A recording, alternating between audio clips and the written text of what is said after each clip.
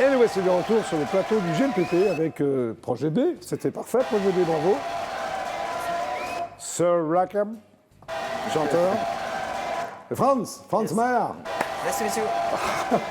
Ça va, Franz? Très bien, super. Je passe un très bon moment. Oui, pour l'instant, c'est sympa. Super, merci. Ouais. Maintenant, on va Merci parler pour ensemble. l'invitation.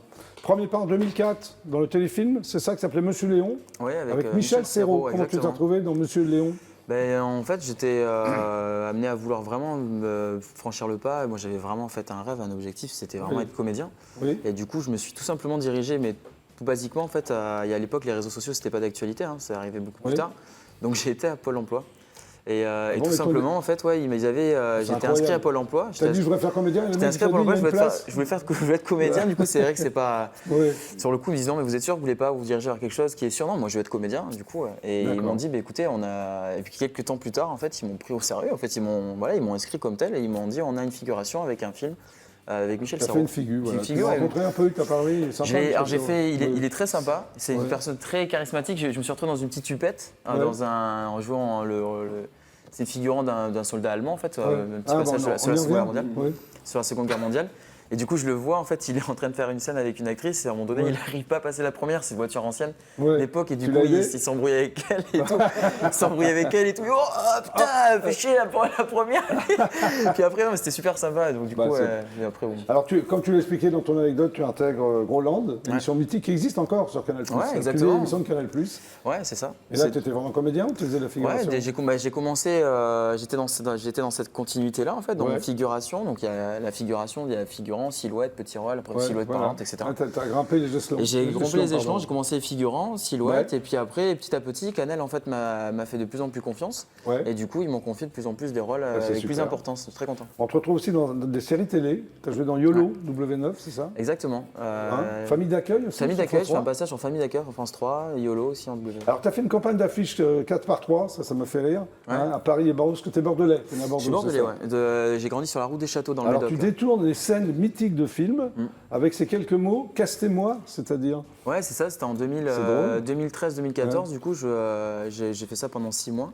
Et en fait, c'est vrai que j'ai essayé de trouver quelque chose qui se démarquait en fait, de ce qu'on avait l'habitude de voir sur les réseaux sociaux ou autres, comment les comédiens se mettent en avant sur les vidéos, en fait, sur YouTube. Et là, en fait, un jour, je marchais dans la rue et tout, et du coup, une rue passante, et là, je vois une affiche, c'est fou, ça. Une campagne publicitaire, et là, je me dis, tiens, je vois un mec en train de vendre un produit, je me dis, d'un coup, j'étais en train de penser depuis des semaines et tout, à me dire, mais qu'est-ce que je peux faire pour sortir du lot? Et là, du coup, je me dis, tiens, mais Eureka, pourquoi ce serait pas moi qui me vendrais en fait? T'as dit Eureka? Ouais. Eureka. Je me suis dit, mais Eureka, pourquoi ce serait pas moi qui me vendrais? Je serais mon propre produit. Parce qu'on appelle ça un brand content. Très bien. Un brand content. Alors, tu veux écrire tes mémoires, c'est ça? Tu vas sortir une autobiographie? J'étais à Montréal, j'avais envie de voir un petit peu, d'en savoir un peu plus sur les rouages du métier. Donc, j'aurais pu faire ça en France, mais je voulais aussi avoir une expérience à l'international, donc outre-Atlantique. Et du coup, je suis passé par une formation qui était mise en fait mis en place en fait par le président de Gaulle à l'époque, et du coup qui s'appelle l'OFQJ. Donc en fait un partenariat en fait entre le franco-québécois. J'ai pu de là en fait accéder à une formation en fait dans une agence de casting internationale. Et du coup, je me suis retrouvé en fait chasseur de tête et j'ai recruté des mannequins, Ah ben c'est sappa ça. Du coup et j'ai pu jouer en tant qu'acteur aussi à Montréal. Sympa. Et donc du coup, ça m'a permis d'apprendre un petit peu plus le métier par rapport à ça. Alors comment tu t'es retrouvé dans les mystères de l'amour? Parce qu'on peut te voir dans les mystères de l'amour sur TMC. T'as passé un casting, comment ça s'est passé? Du coup j'ai fait les mystères de l'amour. Je me suis retrouvé en fait à avoir postulé un an plus tôt. Sur les mystères. Du coup ils m'avaient contacté 2-3 mois après pour une figuration. Silhouette. Et du coup, ça m'avait pas. Et en fait, mon agent m'a dit non, sinon après, je serais grillé pendant 5 ans. Et en fait, ce qui est marrant, c'est que quasiment un an après, ils m'ont gros sollicité, on va dire, pour cette fois-ci un rôle. Alors, tu prépares avec le ministère des Solidarités et de la Santé, c'est ça? Tu prépares un truc, une campagne autour d'un texte de loi sur la protection de l'enfance. De l'enfance, sur l'adoption. En fait, du coup, c'est vrai que j'ai eu le privilège de pouvoir rencontrer Monsieur Taquet, qui est le secrétaire du chef d'État. Et du coup, donc tu prépares ça va... Oui, en fait, ils sont en train de mettre en place quelque chose qui est sur un texte de loi sur l'adoption, qui se rapproche en fait de mon parcours en famille d'accueil.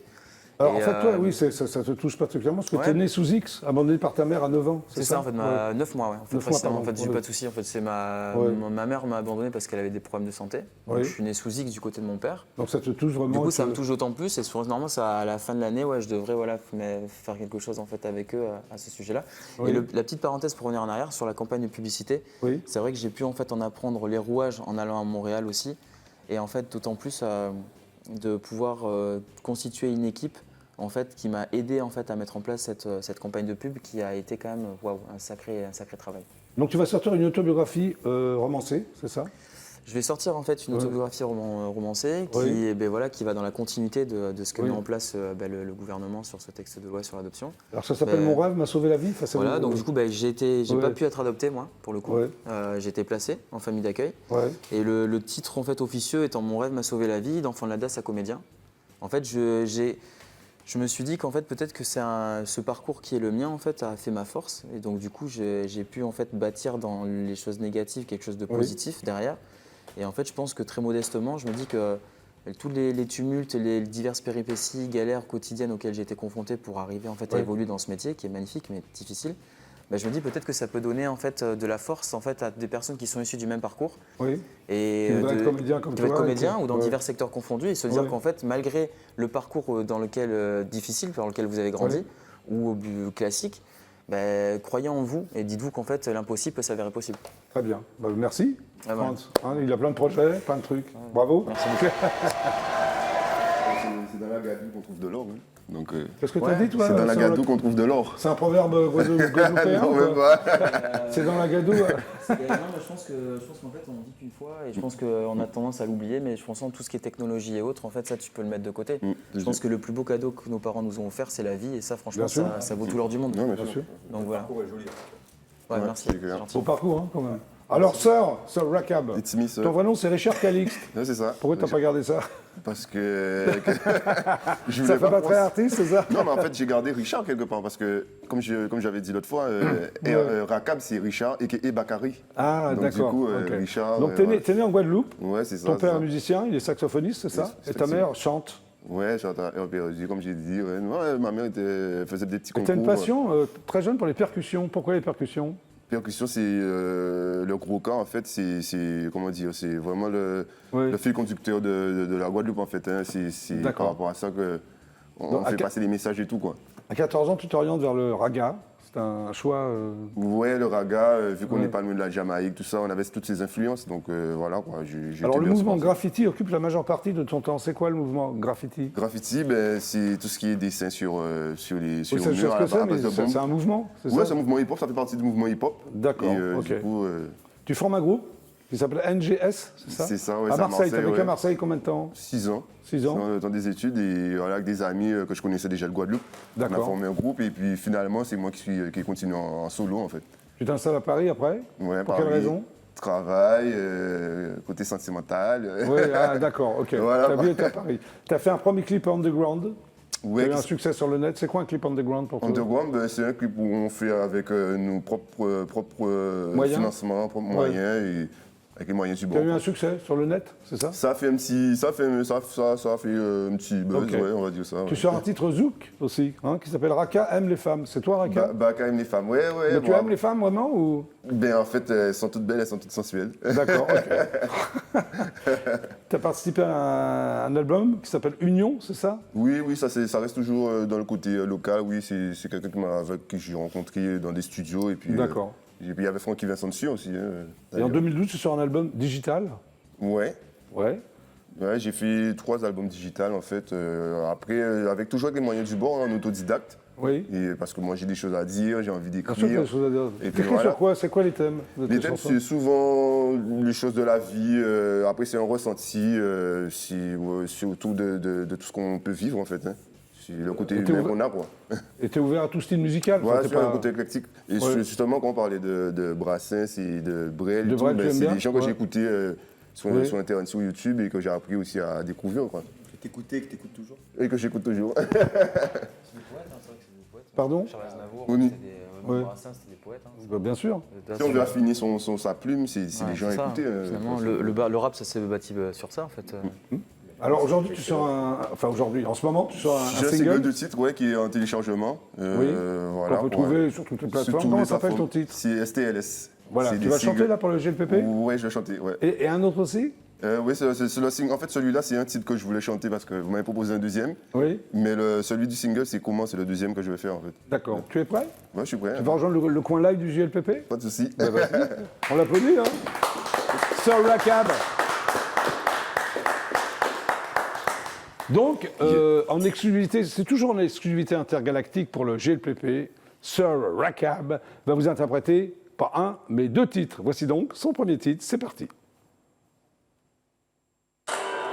Eh, oh, toi là-bas, eh, oh, tu me connais pas, eh, oh, toi là-bas, je te fais signe, aide-moi si tu me vois.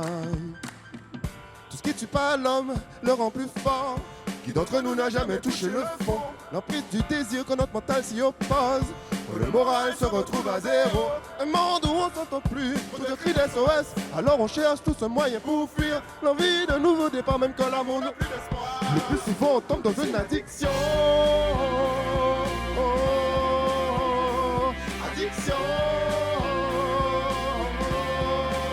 On tombe dans une addiction. Addiction.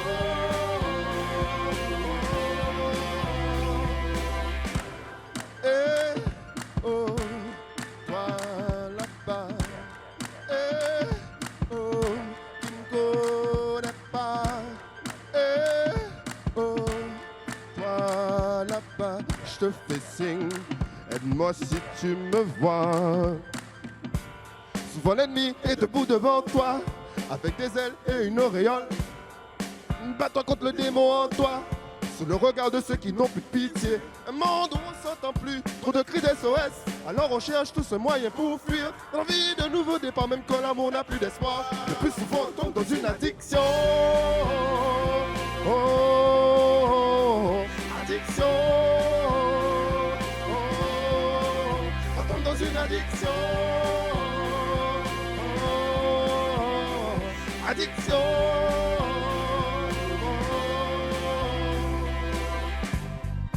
Construire ou détruire sa vie bêtement. Le sentiment de connaître son dénouement.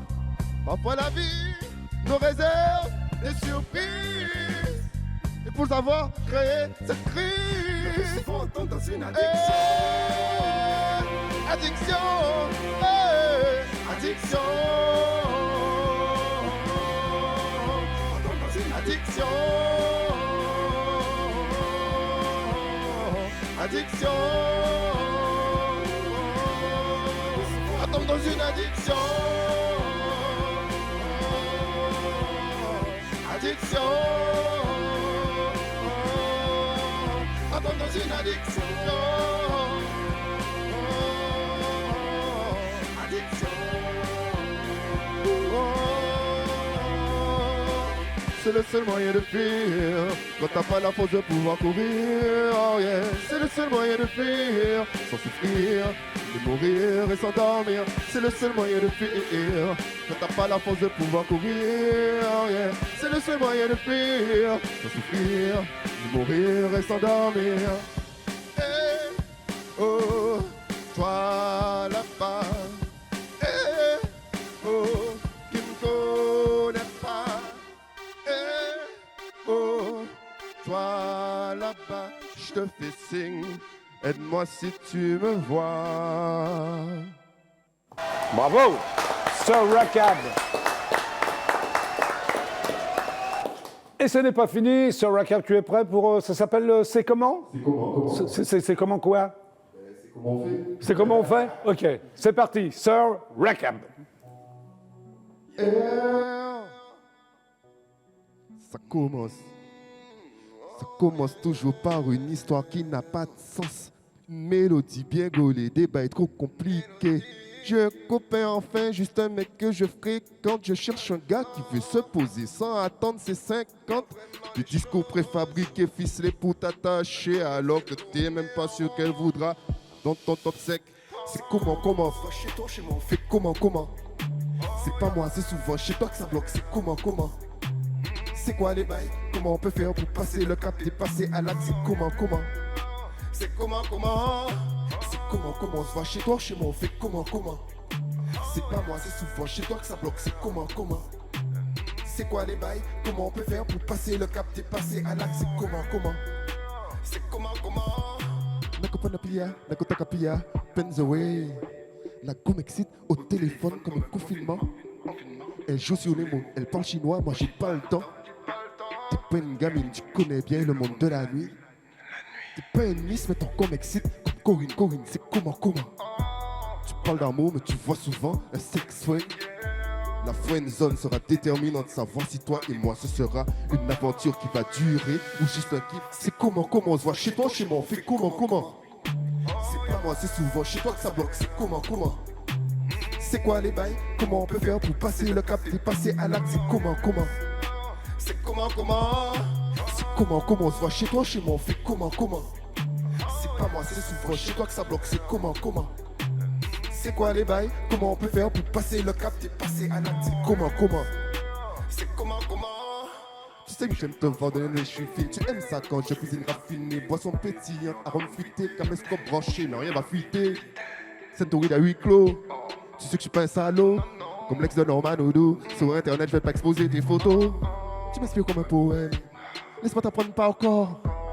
Vivre avec toi, partager le même toit, dès je t'aime mais moi non plus. Des disputes aussi bêtes que le net, ou pain au chocolat, au chocolatine. Ou mettre le lait avant les cornflakes.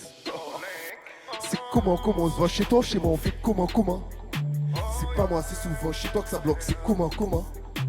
C'est quoi les bails? Comment on peut faire pour passer le cap, dépasser à l'acte? C'est comment? C'est comment? C'est comment? On se voit chez toi, chez moi, on fait comment? C'est pas moi, c'est souvent chez toi que ça bloque, c'est comment?